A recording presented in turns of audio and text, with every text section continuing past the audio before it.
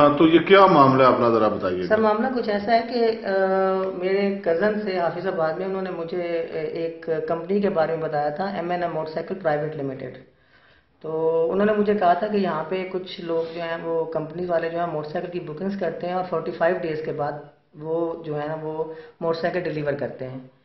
तो मुझे तो खैर ये डाउटेड थोड़ा सा काम लगा था, लेकिन मैं फिर उनके ऑफिस गया तो वहाँ पे उन्होंने मुझे अपना एक SCCB का लेटर, उसके अलावा एक उनके रजिस्ट्रेशन लेटर, कुछ चैम्बर ऑफ कॉमर्स के लेटर्स वो दिखाए थे। तो उन्होंने कहा था जी अगर हम लोग जो हैं वो फ्रॉड हैं या गलत काम कर रहे हैं तो कम अज़ कम हुकूमत ने हमें इजाज़त दी हुई है, हम उनके टैक्स पेयर हैं और हमें चैम्बर ऑफ कॉमर्स ने भी रजिस्टर्ड किया हुआ है, SCCP ने भी हमें जो है ना वो अलाउ किया हुआ है कि आप अपना बिजनेस करें। और दूसरी बात उन्होंने ये बताई कि हमारे जो ऑफिस हैं वो 500 मुख्तलिफ शहरों में वर्क कर रहे हैं, तो हम लोग अगर गलत हैं तो हुकूमत हमें 500 शहरों में क्यों इजाजत करने की। ये किसने कहा था? ये वहाँ पे जो ऑफिस में बंदा था, इमरान सियाल उसका नाम था, वो ये जो कंपनी का चेयरमैन है अहमद सियाल, उसका ये रियल साल है। अच्छा। उस बंदे ने ये बोला था कि हम चलें एक जगह से तो चले जाएंगे लेकिन बाकी 500 शहरों से कहाँ जाएंगे। जी। तो उन्होंने कहा था जी हम बाकायदा रजिस्टर्ड हैं, और मैं फिर उनसे NTN नंबर, रजिस्ट्रेशन नंबर, ये सारे नंबर्स लेके मैंने बाकायदा ऑनलाइन चेक किया था, और मेरी खुद PTCL में जॉब है, मैंने इसको टोटली चेक किया था तो ये मुकम्मल तौर पे वहाँ पे रजिस्टर्ड थे, अथराइज थे और इनको बाकायदा काम करने की इजाज़त दी गई थी। तो इस वजह से मैंने 22 अगस्त 2017 को 50 मोटरसाइकिल की बुकिंग्स करवाई थी इनके पास, 50 मोटरसाइकिल की 12,75,000 रुपए में। वो जो बुकिंग करवाई थी वो रसीद? हाँ जी, ये मेरे पास उनके लेटर्स हैं। ये एक लेटर यहाँ पे अगर आप देखें यहाँ पे, जी एक मिनट।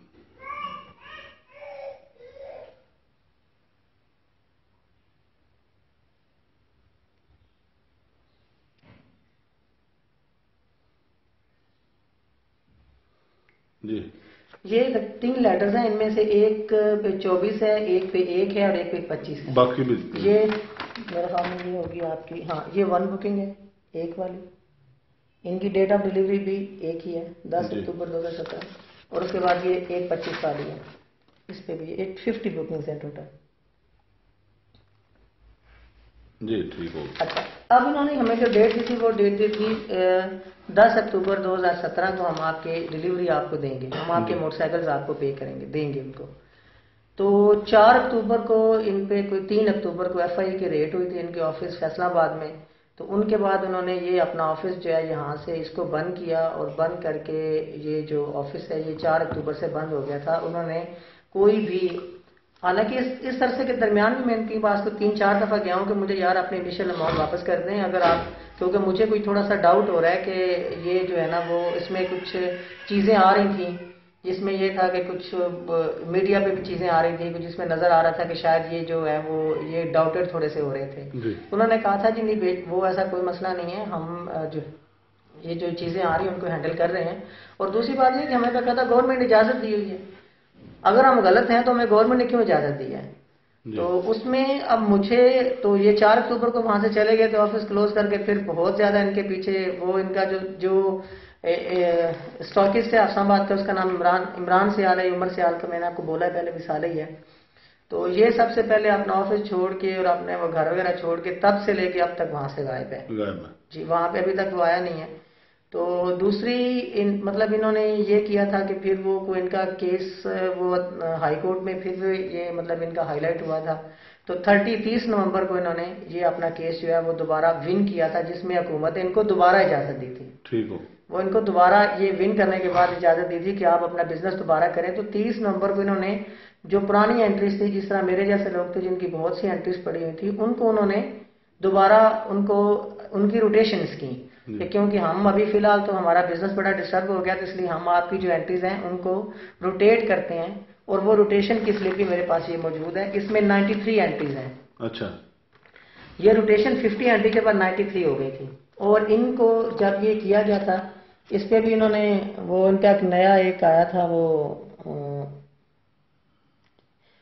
इनका एक नया लाया था कि आप जो है वो 35,500 का 60% जो है वो इनिशियली जमा करवाएंगे और बाकी अमाउंट आपको on the time of delivery जमा करवाएंगे।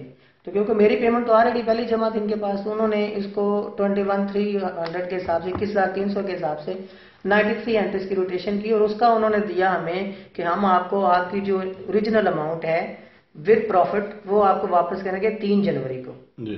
तो 5 जनवरी को वापस करेंगे आफ्टर 45 डेज। 30 नवंबर के बाद 45 डेज इनके, दिसंबर का पूरा महीना और 5 जनवरी, यानी इतने 35 दिनों के बाद हम आपको जो टोटल अमाउंट वापस करेंगे। तो 3 जनवरी को दोबारा वो अहमद सियाल को अरेस्ट हो गया वो, तो उसके बाद लेके वो अभी तक जो है वो ऐसे ही बस सिलसिला चल रहा है। नैब ने भी मैंने जाके एप्लीकेशन दी है, उन्होंने भी हमसे जनाब ये बुकिंग्स और सारी ले ली हैं। तो इस वजह से अब मेरा मसला ये है कि देखिए मेरा इतनी कोई बड़ी वो मेरी को नहीं है, तो ना को मेरी कोई पोजीशन है कि मैं इतनी बड़ी रकम जो है बर्दाश्त कर सकता हूँ। तो मुझे ये हुआ था कि मेरे को 1-2 दोस्तों की अमाउंट थी, मुझे उनको भी अपनी एडवांस सैलरी निकाल के वापस करना पड़ी थी। तो जिस वजह से ये है कि तो मैं बस इतना ही सिर्फ चाह रहा हूँ कि अगर ये इदारा वाकई गलत था तो ये कम से कम 17-18 महीने ये काम करता रहा। तो क्या हमारी ये गवर्नमेंट सोई हुई थी या ये पागल थे, इनको नहीं पता था कि ये इदारा गलत कर रहा है, ये सारा कुछ गलत हो रहा है, तो इनको अलाउ किए जा रहे हैं और इनसे सारा किए जा रहे हैं। नहीं, नैब में आपने एप्लीकेशन दी है? बिल्कुल दी है नैब में। क्या कहते हैं वो? उन्होंने कहा था जी हम आपको फोन करके बताएंगे, ये बात है तकरीबन कोई 13-14 जनवरी की। तो वो ना उनका फोन आ रहा है, ना वो अल्लाह के फजल से कुछ बता रहे हैं, ना उन्होंने कुछ करना है। मेरा ख्याल में कुछ नहीं करना उन्होंने भी।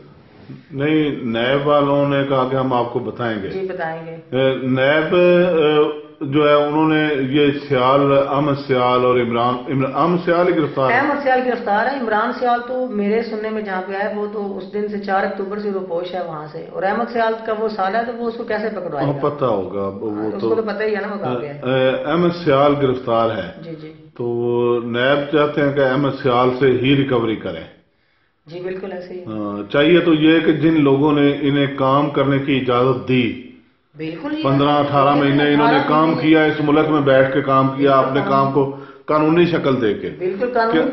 आप देखिए अभी भी इनके पास जो मेरे पास जो लेटर्स पड़े हैं उनके ऊपर इनके सारे ये नंबर्स लिखे हुए हैं, और ये अभी भी आप चेक करेंगे तो सारे रजिस्टर्ड हैं। ये मसला तो ये है कि अगर ये लोग गलत मतलब आप चाहते हैं कि जिन लोगों ने इन्हें काम करने की इजाजत दी, बिल्कुल वो हमारे वो जिम्मेदार है, वो बिल्कुल वो जिम्मेदार है। आपने तो उस एतमाद पे, यानी स्टेट ने इजाजत दी है तो आप लोगों ने तो स्टेट पे एतमाद किया ना। देखिए जहां तक एक मामला था डबल शाह का, तो उसके पास तो कोई रजिस्ट्रेशन नहीं थी, वो तो इंडिविजुअली काम कर रहा था। इंडिविजुअली ये कि उसकी पोजीशन भी सेम थी, और दूसरी बात यह कि वो एक जगह पे काम कर रहा था, मतलब उसकी वजीराबाद लोकेशन थी, सिर्फ वहीं पे उसका एरिया वहीं पे था, इसके अलावा वो इंडिविजुअल वर्क कर रहा था। ठीक है वो एक बिल्कुल गलत चीज थी, लेकिन ये तो ये कि कराची से लेकर पेशावर तक ये इन्होंने अपने ऑफिस जो है वो रजिस्टर्ड किए हुए हैं, और इसमें हुकूमत ने इनको इजाजत दी हुई है। अगर ये काम गलत है, इसका मतलब अगर हम लोग इसमें फंसे हैं तो उसमें तो सरासर इनकी गलती इनकी है, क्योंकि हमने तो इनके एतमाद पे पैसे जमा करवाए, हमने तो अपनी गवर्नमेंट के एतमाद पे पैसे जमा करवाए हैं। यानी अब आपका मुतालबा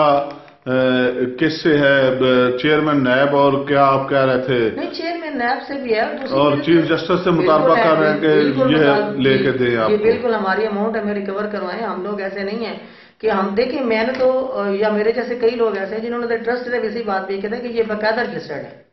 अगर ये रजिस्टर्ड नहीं होते तो फिर हम अपने आप को कसूरवार समझते हैं कि ठीक है जी, क्योंकि ये रजिस्टर्ड नहीं है, इनफरादी तौर पे काम कर रहे हैं, खुद हम लोग इसमें लालच में फंसे हुए हैं। जब हुकूमत इनको खुद जो है, फिर ये है कि 30 नवंबर के बाद दोबारा इनको यानी एक वो SCCB का लेटर दिया गया है जिसमें यह है कि आप 35,500 के हिसाब से मोटरसाइकिल सेल करेंगे, आपकी प्राइस 25,500 नहीं होनी चाहिए, 35,500 के हिसाब से सेल करेंगे। और उसके बाद उन्होंने किया है, ये लेटर इनके पास भी मौजूद है जिसमें उन्होंने ये लिखा है कि हमें ठीक है आप इस तरह करें कि अगर आप 35,500 से सेल करना चाहते हैं तो बेशक आप 60% अमाउंट डाउन पेमेंट पहले ले लें, 40% at the time of delivery ले लें।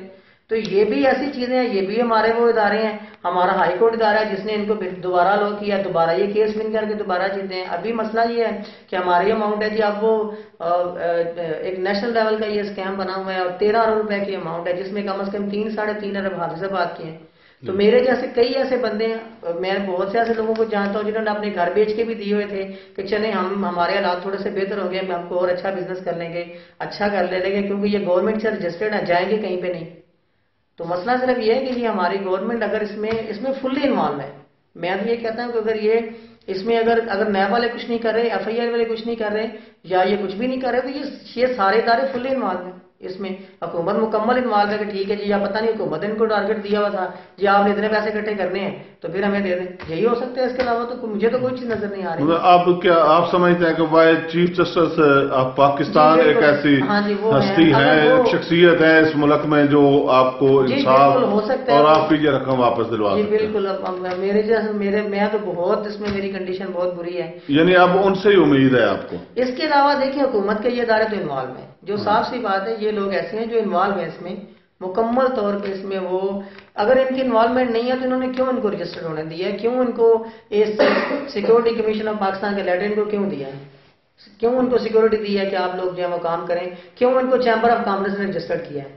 ये सारी चीजें तो ऐसी हैं जिसमें बिल्कुल बाकायदा नजर आता है हुकूमत जो है वो गवर्नमेंट जो है वो गवर्नमेंट के सारे जो फाल इदारे हैं जो इस चीज को इन्वेस्टिगेट करते हैं कि कोई बंदा गलत काम तो नहीं कर रहा है, कोई कंपनी गलत काम तो नहीं कर रही, ये सारे इदारे जो हैं ये इसको इन्वेस्टिगेट करते हैं।